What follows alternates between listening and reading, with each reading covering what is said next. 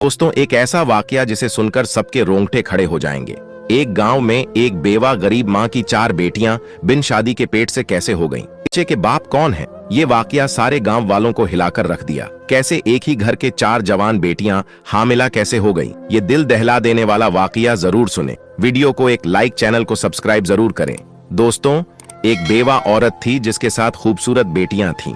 उसका बेटा कोई नहीं था और 7 ही बेटियां बहुत खूबसूरत थीं। इस बूढ़ी औरत की 7 बेटियां ही बहुत नेक थीं। इस औरत ने अपनी बेटियों को बहुत अच्छी तालीम दिलवाई थी। उनकी जिंदगी में कयामत तब आई जब उस बूढ़ी माँ की बड़ी 4 बेटियां हामिला हो गईं। और हैरत की बात तो ये थी कि इन 4 बेटियों को पता ही नहीं था कि उनके साथ ये गलत हरकत किसने की है। और जब इस कहानी का खुलासा होगा कि इन 4 लड़कियों को प्रेग्नेंट करने वाला कौन था, तो आपके पैरों में से जमीन खिसक जाएगी। कहानी कुछ यूं है कि एक बादशाह का दरबार लगा हुआ था और बादशाह अपने दरबार में बैठा सभी फरियादियों की फरियाद सुन रहा था। इन्हीं लोगों के बीच एक बूढ़ी औरत रोती हुई आई, जिसके चेहरे पर उदासी छाई हुई थी। बादशाह बूढ़ी औरत के चेहरे की तरफ देखकर कहने लगा कि अम्मा, आपको क्या परेशानी है? इस बूढ़ी औरत ने दरबार में चारों तरफ देखा तो खामोश हो गई। वजीर गुस्से से बोला कि ए अम्मा, आप बताइए, आपकी परेशानी क्या है? आप इधर उधर क्या देख रही हैं? आप परेशानी बताइए ताकि हम इसका हल निकाल सकें।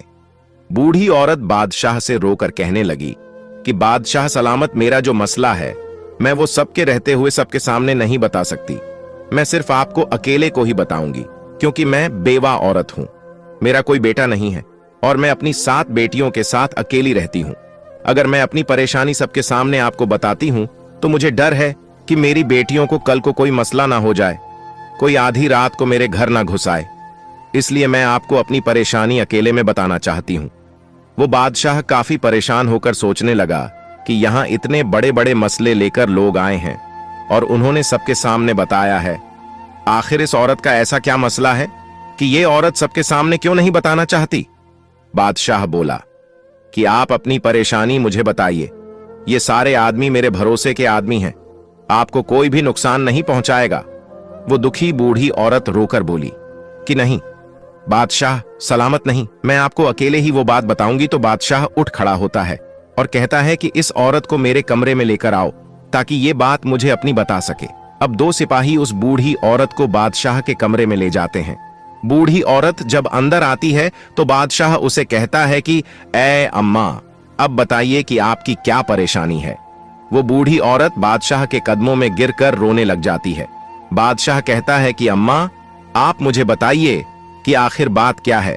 मेरा दिल बैठा जा रहा है कि ऐसी कौन सी बात है जिसके लिए आपने मुझे अकेले बुलाया, कि मैं ये हरगिज बर्दाश्त नहीं कर सकता कि मेरी बादशाहत में कोई इतनी दुखी औरत हो और मैं आपका दुख जानकर आपके दुखों पर मरहम ना रखूं।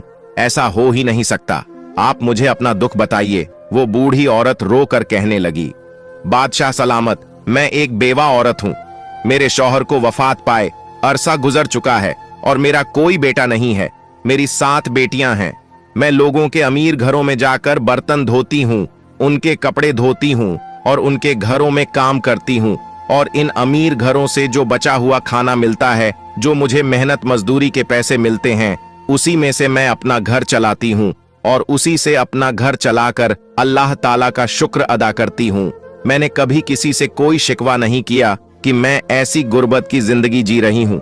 मेरी 7 बेटियां हैं, पर्देदार हैं, वो कभी भी घर से बाहर नहीं जाती और हमेशा अपने सरों पर दुपट्टा रखती हैं। मेरी जिंदगी ऐसी ही चल रही थी। एक मर्तबा मेरी बड़ी बेटी की तबीयत बहुत खराब हो जाती है। मैं अपनी बड़ी बेटी को डॉक्टर के पास लेकर जाती हूँ। डॉक्टर कहता है कि तुम्हारी बेटी उम्मीद से है, तुम्हारी बेटी पेट से है।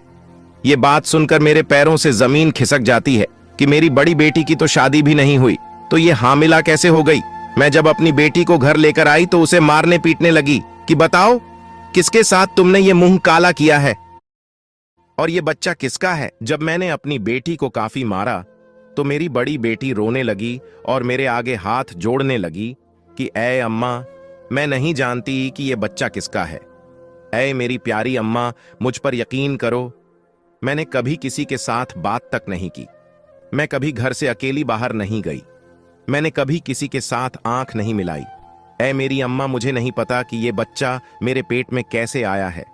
वह बूढ़ी औरत अपनी बेटी पर यकीन कर लेती है और कहती है कि बादशाह सलामत, मैंने इस बेटी को पैदा किया था।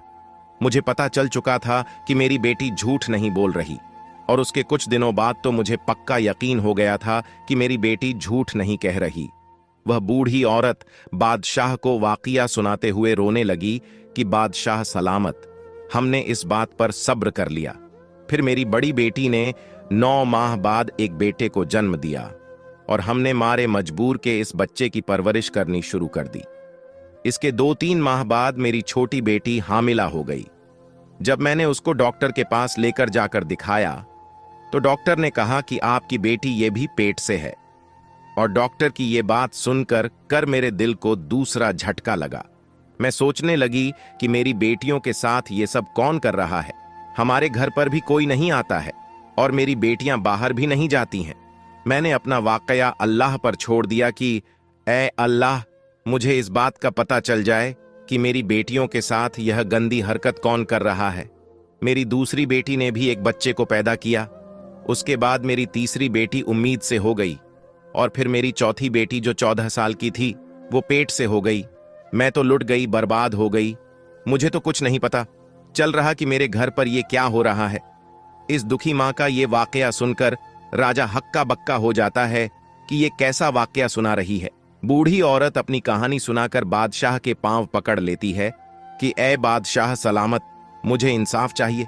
मुझे पता करना है कि मेरी बेटियों के साथ ये गलत हरकत कौन कर रहा है। बादशाह सलामत, मेरी बेटियों के मुजरिम को आप पकड़ें। मैंने बहुत ढूंढने की कोशिश की, मुझे जरा पता नहीं चला कि वो इंसान कब आता है हमारे घर। उसने हमारी जिंदगी बर्बाद कर दी है। बादशाह सलामत पूरी कहानी सुनकर कहने लगा, ऐ अम्मा, तुम अब बोल रही हो तुम्हारी चौथी बेटी के साथ ऐ हरकत हुई है। तुम्हें तो तब आना चाहिए था जब तुम्हारी पहली बेटी के साथ गलत हरकत हुई थी। अगर तुम उस वक्त ये बात बताती तो तुम्हारी बाकी 3 बेटियों के साथ ये सब कुछ ना होता। मगर जब तुम जैसे गरीब लोग होते हैं, वह लोगों की बदनामियों से डरकर ये जहर पी लेते हैं और फिर वही जहर तुम्हारे अंदर काटता रहता है। तुम्हें जब बात तुम्हारी बर्दाश्त से बाहर हो जाती है, फिर तुम लोग आकर बताते हो कि ये मसला हो गया है। और अम्मा, तुम भी उन लोगों में से हो जो अब आई हो। वो बूढ़ी औरत अपनी गलती तस्लीम करती है कि मुझे पहले आना चाहिए था, लेकिन अब मैं आ चुकी हूं। जो कुछ हो गया सो हो गया, लेकिन अब मेरी बेटियों के मुजरिम का पता लगना चाहिए कि वो कौन है। बादशाह सलामत बहुत ही नेक दिल मेहरबान थे। कहने लगे कि अम्मा, अब तुम घर जाओ। अब ये परेशानी तुम्हारी नहीं है, अब ये परेशानी मेरी है और मुझसे बर्दाश्त नहीं होता कि मेरी सल्तनत में कोई औरत इतनी दुखी हो। कोई दरिंदा गरीब औरत पर जुल्म कर रहा है और मैं चैन की नींद सो लूं। मेरे बादशाह होने पर लानत है, इसलिए आप अपने घर जाइए। अब ये परेशानी मेरी है। वो बूढ़ी औरत वहां से खामोशी से अपनी चादर लपेटे हुए वहां से बाहर आ गई और अपने घर चली गई। अब बादशाह सलामत वहां से निकलकर वापस आकर बैठ गए और बाकी तमाम लोगों के मसाइल सुनने लगे। लेकिन बादशाह का ध्यान उसी औरत की तरफ था कि इस औरत को इंसाफ मिलना चाहिए। बादशाह लोगों के मसाइल सुनकर जब फ्री होता है तो वह अपने कमरे में वजीर को बुलाता है। वजीर जब बादशाह के चेहरे पर आई परेशानी देखता है तो वह पूछता है, कैसी कौन सी बात बताकर गई है वो बूढ़ी औरत जिसकी वजह से आप इतने परेशान हो गए हैं। बादशाह कहने लगा कि मेरी सल्तनत में ऐसे ऐसे लोग हैं जो इतना बड़ा गुनाह करते हैं और ये भी नहीं सोचते कि उनका गुनाह जब हमारे सामने खुल गया तो हम उसको सख्त सजा देंगे। वजीर भी परेशान होकर बोला कि बादशाह सलामत, बता दीजिए कि क्या मामला है। फिर बादशाह सलामत इस वजीर को सारा वाकया बता देता है और कहता है कि कोई दरिंदा है जो इस औरत के घर पर दीमक की तरह लग गया है और इस दरिंदे शख्स का इतना मन बढ़ चुका है कि वो इस बेवा औरत की 4 बेटियों को इस दरिंदे ने हामिला कर दिया है और इस बूढ़ी औरत की 3 बेटियों को बच्चे पैदा हो चुके हैं और छोटी बेटी इसकी हामिला है। इस बूढ़ी औरत की बाकी 3 बेटियों की इज्जत को भी खतरा है। हमें पता लगाना होगा कि इस बूढ़ी औरत के घर कौन आता है, किस वक्त आता है। इसके बाद बादशाह सलामत और वजीर सोचने लग जाते हैं कि इस बात का कैसे पता लगाया जाए। थोड़ी देर बाद वजीर कहता है कि ऐ बादशाह सलामत, मेरे मन में एक तरकीब आई है। बादशाह कहता है कि जल्दी बताओ कौन सी तरकीब है।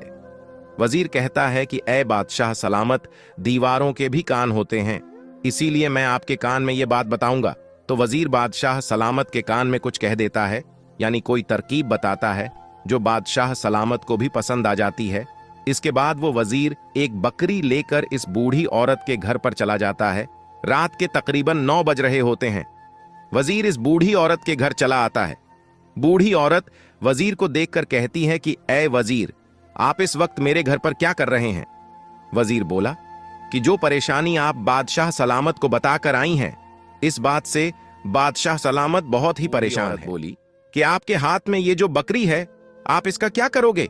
वजीर बोला कि आप मुझे अपने घर के अंदर आने दीजिए, इसके बाद मैं आपको बताऊंगा कि मैंने क्या करना है।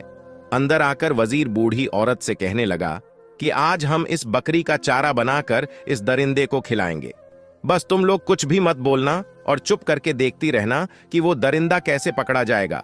इसलिए आप तमाम लोग आराम से सो जाइएगा। अगर हमारा ये काम कामयाब हो गया तो पता चल जाएगा कि वह दरिंदा कौन है। इसके बाद वजीर इस बकरी को लेकर घर की छत पर चला जाता है और घर की छत पर इस बकरी को बांध देता है और फिर चुपके से इस घर से बाहर चला जाता है। और वजीर जाते हुए इस बूढ़ी औरत और इसकी बेटियों से कहता है कि आप लोग आराम से सो जाइएगा, ये मत सोचिए कि आप लोगों को किसी तरह का कोई नुकसान पहुंचेगा। और वजीर 2 सिपाहियों को बोल देता है कि इस बूढ़ी औरत के घर के आसपास पहरा लगाओ। वजीर बूढ़ी औरत और उन लड़कियों को तमाम बात समझा देता है कि तुम्हारे घर में ऐसी कोई भी आवाज नहीं आनी चाहिए जिससे पता चल जाए कि हमने जाल बिछाया हुआ है। उसके बाद वजीर बादशाह के पास महल में चला जाता है। बादशाह उसी बात को लेकर काफी परेशान होता है।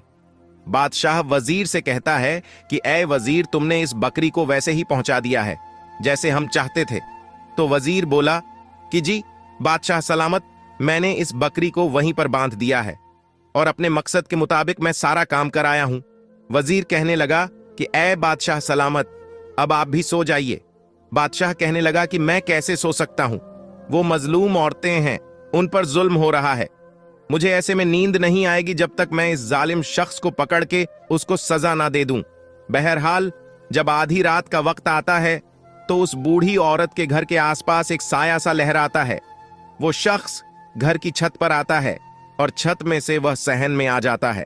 बकरी ने छत पर जब किसी शख्स को देखा तो बकरी एकदम से चिल्लाने लगी।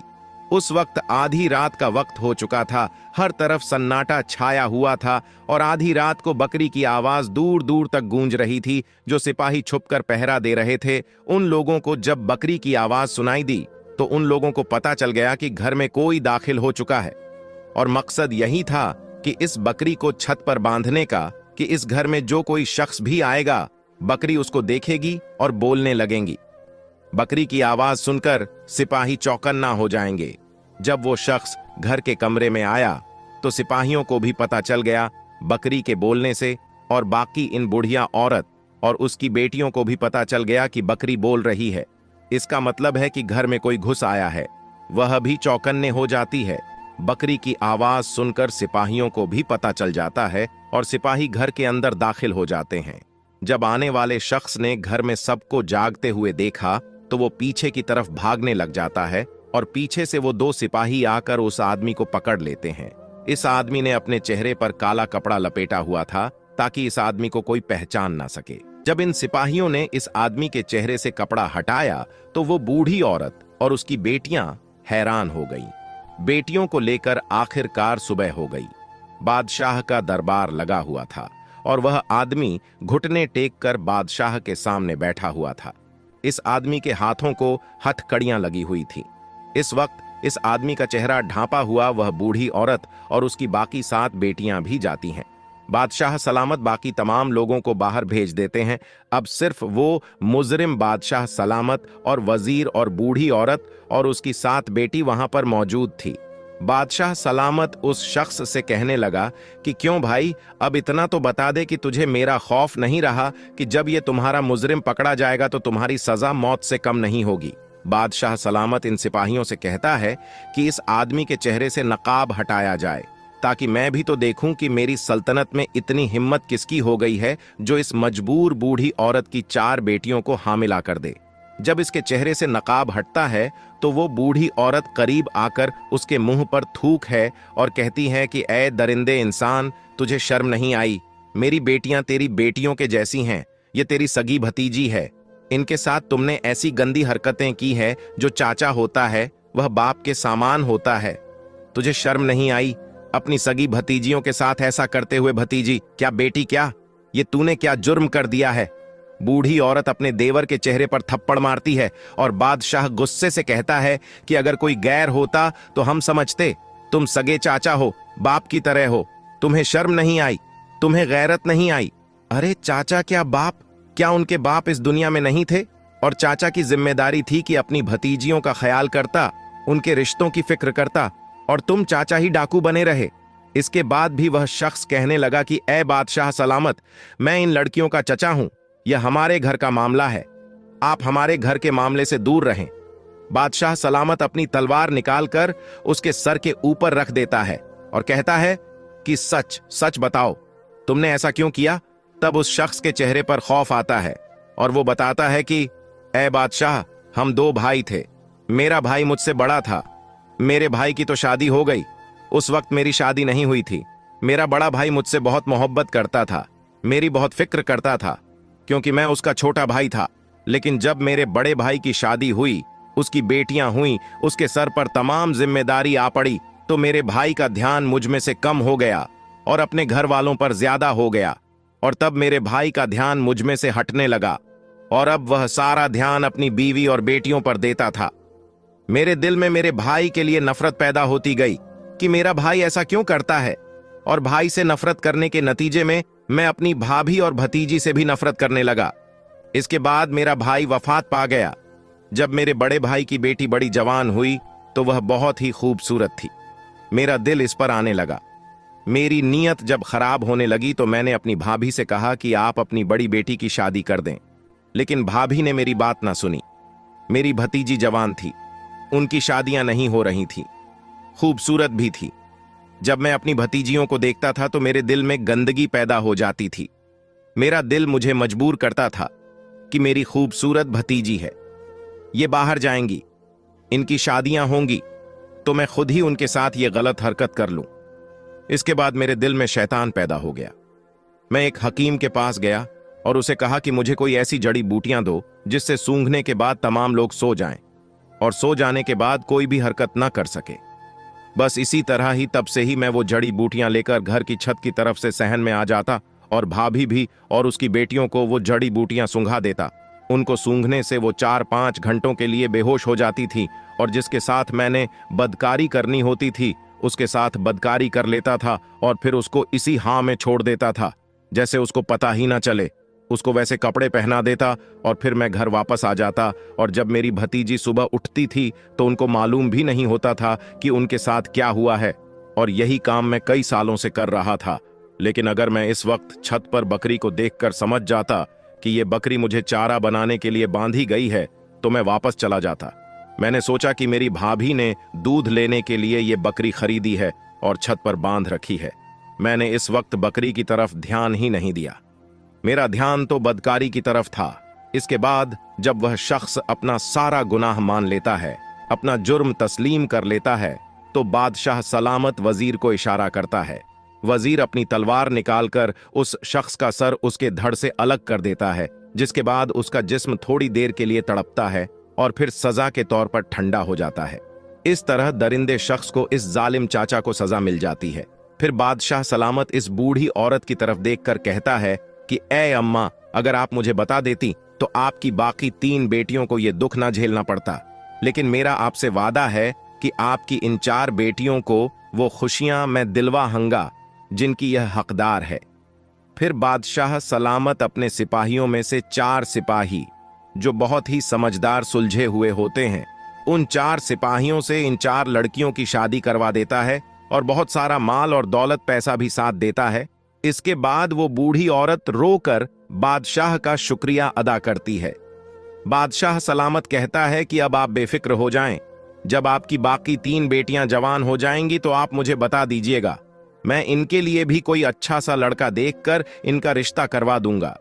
ये थी एक इंसाफ पसंद बादशाह की कहानी और ऐसे दरिंदे चाचा की कहानी जो चाचा बाप की तरह होता है। दोस्तों, इस कहानी से एक सबक सीखने को मिलता है कि अगर किसी पर किसी तरह का कोई जुर्म हो रहा हो, कोई मजलूम हो, कोई कमज़ोर हो, तो उसको अपने हक के लिए आवाज़ उठानी चाहिए। अगर वो शख्स कमज़ोर रहेगा और दुनिया वालों की वजह से खामोश रहेगा, तो दुनिया वाले उसको नोच खा जाएंगे।